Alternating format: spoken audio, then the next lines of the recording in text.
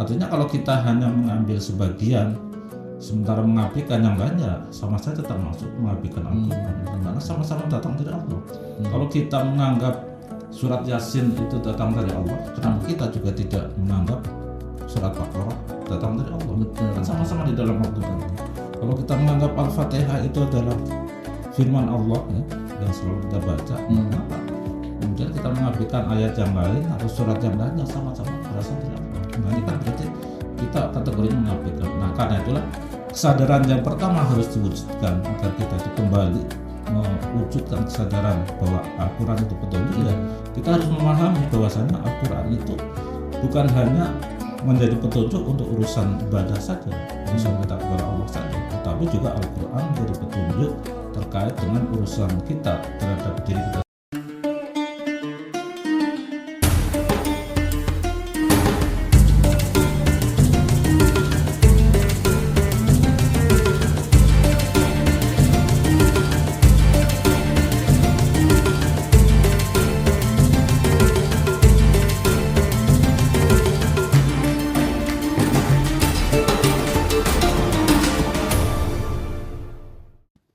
Bismillahirrahmanirrahim. Assalamualaikum warahmatullahi wabarakatuh. Waalaikumsalam warahmatullahi wabarakatuh. Alhamdulillahirabbil alamin. Allahumma shalli ala sayyidina Muhammad wa ala alihi wa sahbihi wa sallim. Ikhwan fillah rahimakumullah. Sobat PDKT yang dirahmati Allah Subhanahu wa taala. Jumpa lagi dengan PDKT, podcast dakwah Tangsel. Mencerahkan akal, meneguhkan iman.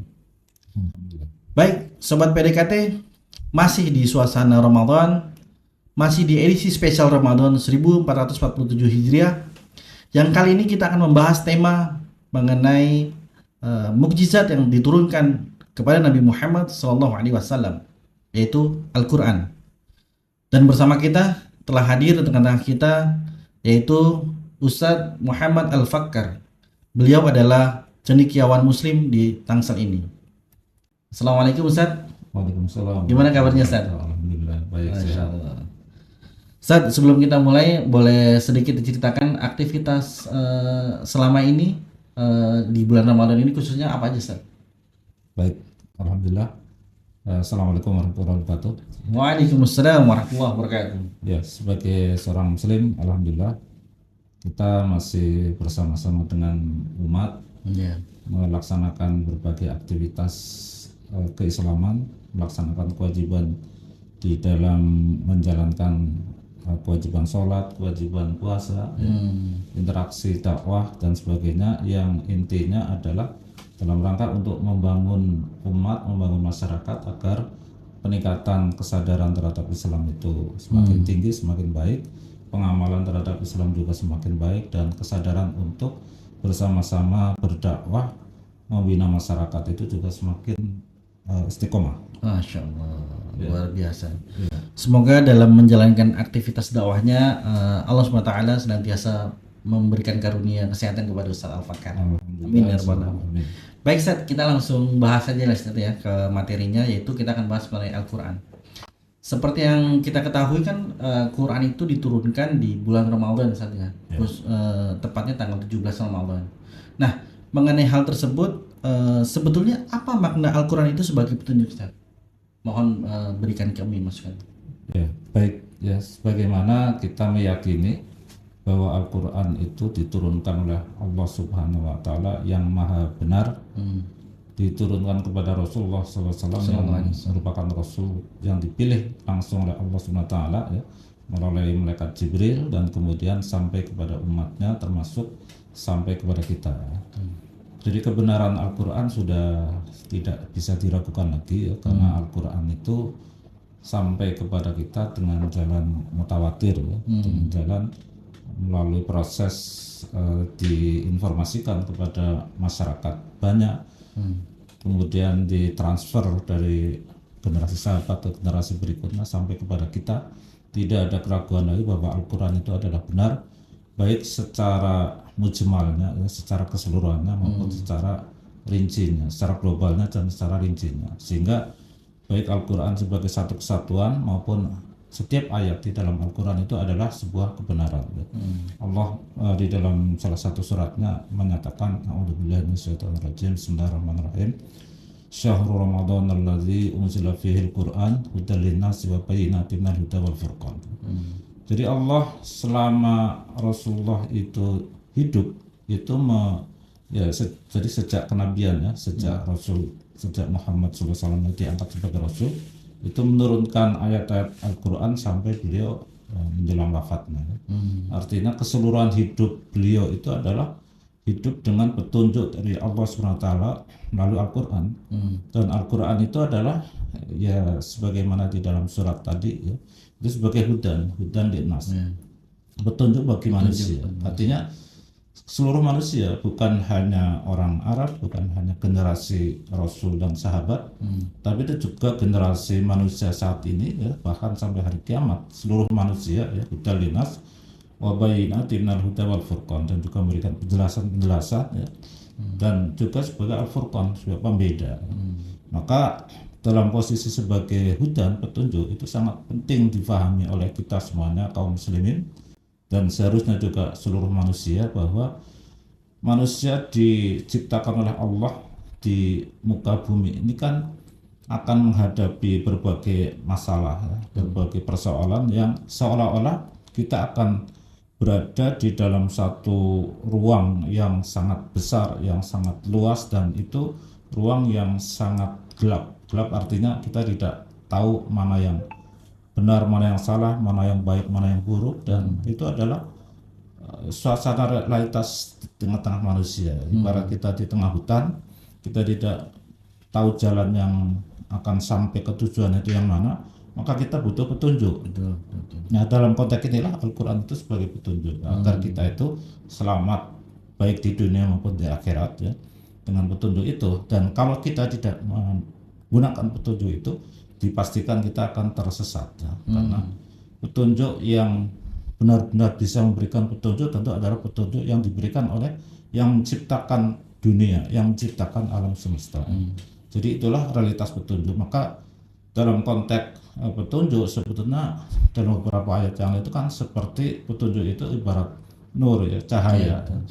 Jadi kalau kita berada di ruang gelap, maka kita tidak tahu apa-apa. Nah, dengan adanya cahaya kita bisa membedakan ya, mana yang benda yang barangkali kita anggap sebagai benda yang baik atau benda yang akan mendatangkan kepada itu bahaya ya. Nah, kita bisa membedakan jika kita bisa memilih mana yang baik dan mana yang buruk. Nah, itu dengan adanya cahaya ketika kita berada di dalam ruang gelap ya.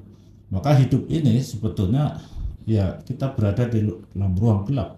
Kalau kita tidak menggunakan petunjuk itu, nah kita akan serampangan ya, antara yang bahaya dan yang tidak bahaya. Mungkin kita akan terobos semua ya. Nah, sehingga dampaknya akan membahayakan baik kita maupun kepada yang lain.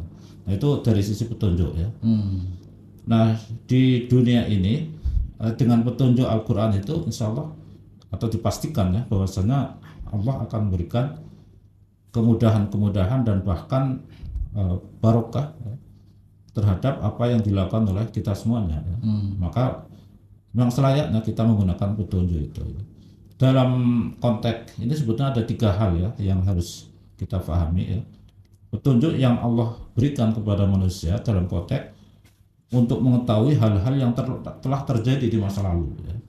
Nah, misalnya bahwa manusia itu diciptakan ya, bukan manusia itu lahir dari dirinya sendiri atau melalui proses evolusi ya, sebagaimana yang diteorikan oleh orang-orang ya, dalam konteks ini teori Darwin ya, ataupun yang lain yang menganggap bahwasanya manusia itu muncul dari dirinya sendiri ya. Nah, itu realitasnya tidak seperti itu, tapi Allah telah menciptakan manusia. Jadi manusia itu lahir di dunia karena diciptakan oleh Allah SWT. Nah, ini keyakinan yang penting terkait dengan masa lalu manusia ya, bahwa manusia itu diciptakan. Nah, kalau tidak dengan informasi itu kita akan mencari-cari sendiri. Nah, akhirnya menemukan sebagaimana teori-teori yang justru salah, teori yang bertentangan dengan Islam. Nah, yang kedua itu menjadi petunjuk terhadap berbagai aktivitas yang terjadi saat ini. Nah, saat ini kita hidup di dalam lingkup baik terkait dengan diri sendiri, terkait dengan orang lain, terkait dengan siapa Khalik ya, penciptanya ya. Nah, ini penting mendapatkan petunjuk sehingga kita bisa di dalam beribadah juga dengan cara ibadah yang benar, dalam berinteraksi dengan manusia juga dengan cara interaksi yang benar ya. Nah, ini penting sehingga kita mengetahui mana yang halal, mana yang haram. Kalau tidak ada Al-Quran kan kita tidak mungkin bisa mengatakan ini halal, ini haram. Betul. Riba itu haram. Nah, bagaimana kita bisa menyimpulkan dengan apakah kita dengan akal kita, apakah dengan informasi apapun ya. Kalau tidak berasal dari Al-Quran kita tidak, atau berasal dari Allah SWT ya, kita tidak bisa menyimpulkan bahwa riba itu haram. Kalau dilihat dari sisi ini menguntungkan atau tidak ya, banyak orang mengatakan bahwasanya riba itu bisa jadi menguntungkan ya, karena orang ketika bisnis mendapatkan utang ya, walaupun membayar dengan yang lebih tinggi adanya riba itu, tapi mereka merasa diuntungkan. Nah, tapi dalam pandangan Islam ya, yang ditetapkan dari Allah SWT, riba itu haram. Nah, makanya ini adalah petunjuk ya. Kalau kita tidak mendapatkan informasi dari Al-Quran ya, maka kita tidak bisa mengatakan riba itu haram. Kemudian juga Al-Quran itu mengatakan bahwasanya bangkai ya itu juga haram, terus babi itu haram. Nah, bagaimana kita bisa menyimpulkan seperti itu kalau kita tidak mendapatkan informasi dari Al-Quran? Nah, itu semuanya adalah petunjuk ya. Maka penting kita dengan petunjuk itu bisa tergambar, membedakan mana yang baik, mana yang buruk, mana yang halal, mana yang haram, dan akhirnya kita bisa mengambilnya, dan dengan jalan itu itulah yang akan menyebabkan kita itu bisa benar di dalam berbagai aktivitasnya. Nah, yang ketiga, informasi sebagai petunjuk itu adalah masa yang akan datang ya. Di akhirat. Di akhirat itu kan kalau tidak ada informasi dari yang menciptakan akhirat, nggak mungkin kita mendapatkan informasi. Kalau kita hanya menghayal,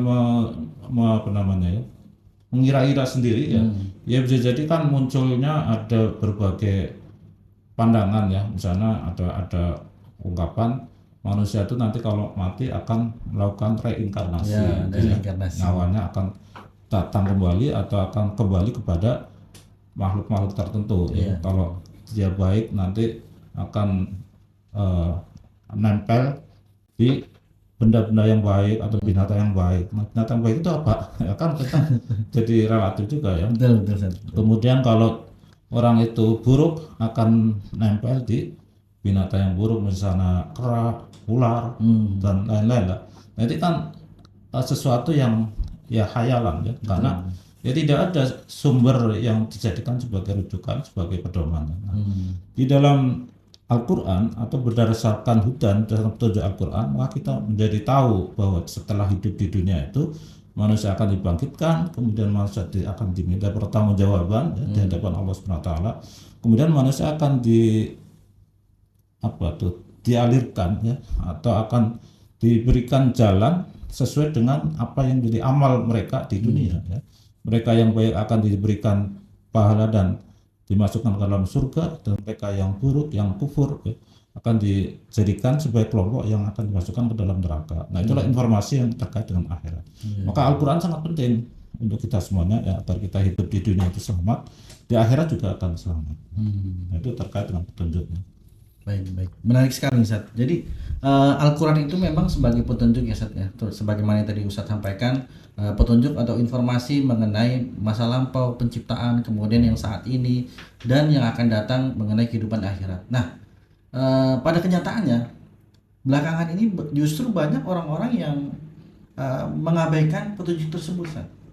Nah, pertanyaannya, apa sebenarnya dampak konkretnya kalau kita sebagai manusia, khususnya umat Islam, meninggalkan petunjuk tersebut atau mengabaikan petunjuk tersebut? Iya, sebagaimana orang yang hidup di dalam suasana gelap ya, kemudian ada cahaya, kemudian cahayanya kok dilempar, cahayanya diabaikan ya, atau dimatikan bahkan ya. Ya, dia akan hidup dalam suasana gelap terus ya. Nah, kalau dia hidup dalam suasana gelap terus, ya dipastikan dia akan tersungkur, akan terjebak ya, akan jatuh dan sebagainya, dan akan membahayakan baik bagi dia maupun bagi yang lain ya. Makanya Allah juga sudah mengingatkan, waman a'rada an dzikri fa inna lahu ma'isyatan dhanka. Barang siapa yang mengabaikan zikri itu zikir peringatan yaitu Al-Qur'an, fa inna lahu ma'isyatan dhanka, maka sungguhnya dia akan mendapati dhanka, satu kondisi yang sulit, yang sempit. Ya, orang yang sempit kan susah. Betul. Dia diberi jalan, tapi jalan sempit. Saya nabrak sana nabrak sini.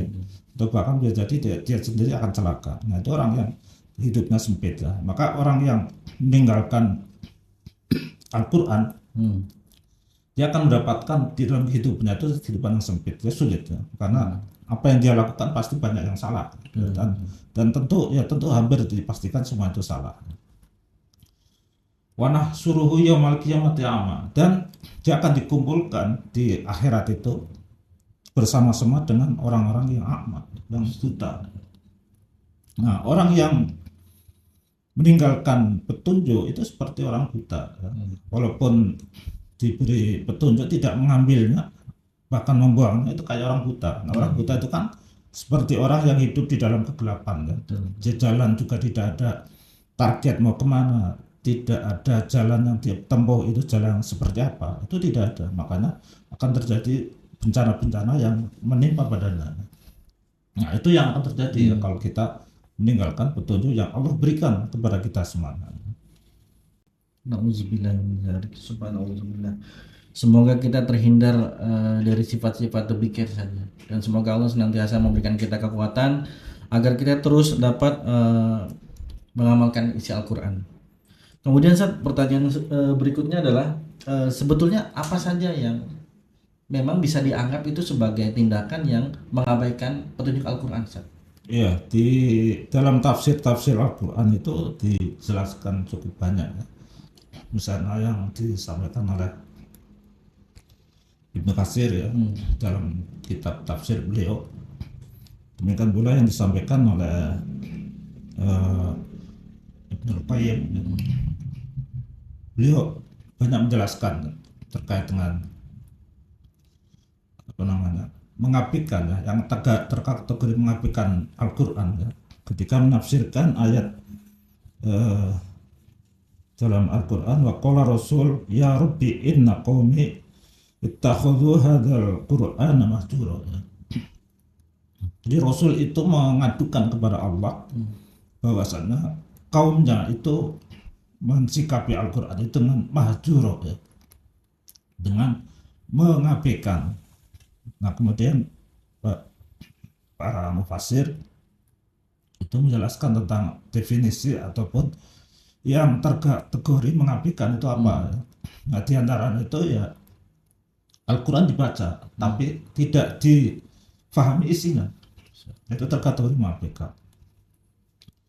Kemudian ada juga membaca, memahami isinya tapi tidak ditadaburi ya.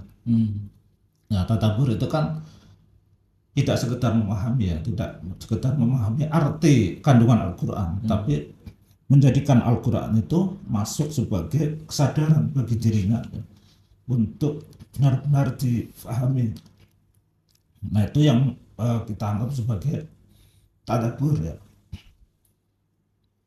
Nah, sedangkan dalam tingkatan yang lain ya, itu tidak mengamalkan.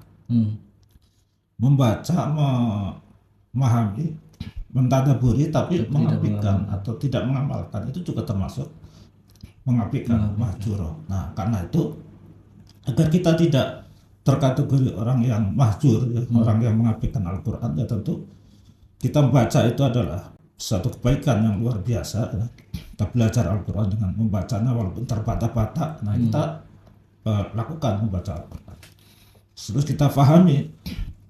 Setelah kita paham, kita tadabburi ya, kita perdalam maknanya dan kita kaitkan dengan fakta-fakta yang kemudian kita bisa benar-benar merenungkan, menyadarkan kepada diri kita, dan kemudian kita amalkan.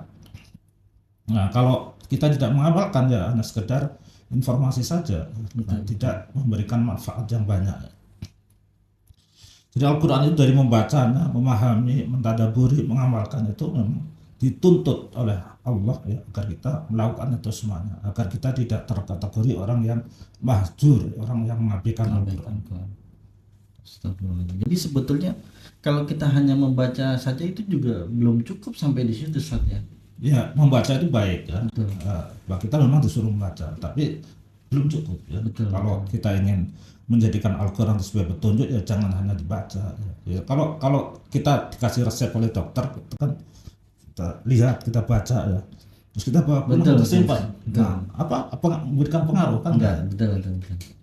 Kita baca, kita belikan obat yang kita minum. Nah, ini baru akan memberi dampak secara teori ya. Betul. Walaupun kalau keyakinan ya kesembuhan itu dari Allah. Ya. Tapi konteks dalam hal kita berusaha ya untuk menyembuhkan itu ya seperti itu. Masya Allah, menarik sekali pembahasan kita ini, Ustaz. Baik, Ustaz, pertanyaan terakhir, Ustaz. Di tengah umat yang saat ini bisa dikatakan banyak yang mengabaikan Al-Quran, banyak yang mengabaikan petunjuk dari Al-Quran. Lantas bagaimana sebetulnya kiat kita untuk bisa mengembalikan umat ini agar menjadikan Al-Quran kembali menjadi petunjuk yang jelas dari Allah SWT? Ya, sebagaimana tadi disampaikan bahwasanya Al-Quran itu sebagai petunjuk dalam urusan-urusan yang kalau konteks saat ini ya berarti urusan seluruh aktivitas kita ya. Baik kita berhubungan dengan Allah dalam masalah ibadah, dalam masalah keyakinan, hubungan dengan diri kita sendiri, urusan-urusan akhlak, urusan pakaian, makanan ya. Ataupun berurusan dengan orang lain, transaksi perdagangan ya, dan sebagainya. Nah, itu adalah petunjuk yang telah diberikan oleh Al-Quran ya. Nah, ketika kita hanya mengambil sebagian saja ya, maka itu juga bisa dikategorikan sebagai mengabaikan. Karena kita mengambil sebagian Al-Quran, mengabaikan sebagian yang lain. Nah, kalau dalam masalah puasa kita Ramadan ya, kan kita selalu disampaikan ayat-ayat ya, terkait dengan kewajiban kita untuk melaksanakan puasa ya. Betul. Nah, itu di dalam Al-Quran kan ya ayyuhalladzina amanu kutiba alaikumus syiyam kama kutiba alal ladzina min qablikum la'allakum tattaqun. Jadi kutiba alaikumus syiyam, diwajibkan atas kalian berpuasa. Puasa itu hubungan kita dengan Allah. Nah, sementara Allah juga menyatakan kutiba alaikumul qital. Nah, ayatnya kan mirip-mirip ya. Betul. Cuma beda asyam al-qital. Artinya semuanya itu datang dari Allah. Kewajiban puasa, kewajiban berjihad, berperang melawan musuh kaum muslimin. Nah, itu kan kewajibannya sama datang dari Allah di dalam Al-Quran. Artinya kalau kita hanya mengambil sebagian sementara mengabaikan yang lainnya, sama saja termasuk mengabaikan Al-Quran. Karena sama-sama datang dari Allah. Kalau kita menganggap surat Yasin itu datang dari Allah, kenapa kita juga tidak menganggap surat Baqarah datang dari Allah? Betul. Kan sama-sama di dalam Al-Quran. Kalau kita menganggap Al-Fatihah itu adalah firman Allah ya, yang selalu kita baca, kenapa kemudian kita mengabaikan ayat yang lain atau surat yang lain yang sama-sama berasal dari Allah? Nah, ini kan berarti kita kategorinya mengabaikan. Nah, karena itulah kesadaran yang pertama harus diwujudkan agar kita itu kembali mewujudkan kesadaran bahwa Al-Quran itu petunjuk ya. Kita harus memahami bahwasanya Al-Quran itu bukan hanya menjadi petunjuk untuk urusan ibadah saja, urusan kita kepada Allah saja, tetapi juga Al-Quran menjadi petunjuk terkait dengan urusan kita terhadap diri kita sendiri, ya, urusan makanan, pakaian, ya, termasuk masalah-masalah terkait dengan akhlak, termasuk juga urusan sesama manusia. Maka ketika kita berekonomi, orang yang sadar bahwasanya petunjuk Al-Quran itu membahas tentang petunjuk ekonomi, ya, dia harus menjalankan ekonomi itu sesuai dengan syariat Islam. Dalam urusan pendidikan, ya juga demikian, harus menggunakan petunjuk yang berasal dari Al-Quran. Nah, kitab-kitab yang membahas tentang itu banyak sekali, ya, yang kitab tentang sistem ekonomi, sistem pendidikan, ya, sistem bahkan kalau dalam konteks negara, ya, bagaimana APBN itu harus disusun, ya, harus dirancang, pendapatan itu dari mana, pengeluaran itu harus seperti apa. Nah, itu juga sudah dijelaskan di dalam syariat Islam, ya, walaupun itu rincian-rinciannya merupakan hasil ijtihad para mustahid ya, tetapi itu merupakan sumber yang juga berdasarkan kepada Al-Quran dan Sunnah ya.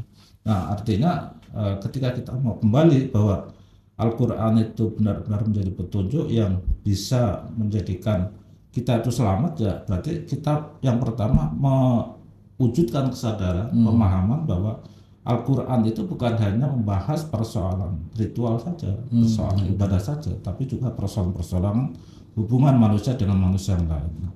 Jadi kalau kita sampai saat ini hanya punya kesadaran bahwa Islam atau Al-Quran itu hanya membahas itu, ya ini yang harus kita luruskan, ya, harus kita kembalikan.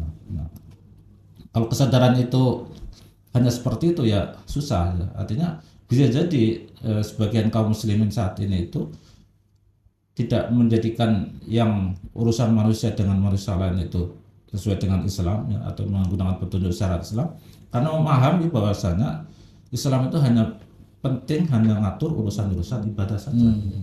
Nah ini yang dalam konteks dakwah itu kan kita terjebak kepada sekularisme ya.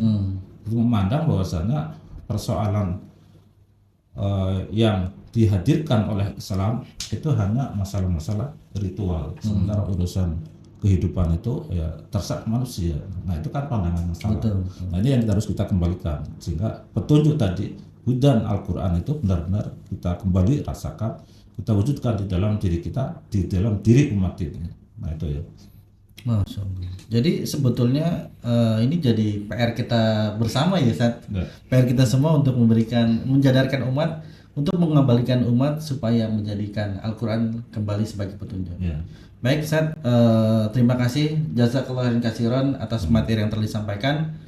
Semoga kita nanti bertemu kembali di tema-tema berikutnya. Ya, insyaallah. Baik, sobat PDKT yang dirahmati Allah SWT, tadi sudah kita bahas mengenai Al-Quran. Kita akan bertemu kembali di PDKT dengan tema yang lainnya. Podcast dakwah Tangsel, mencerahkan akal, meneguhkan iman.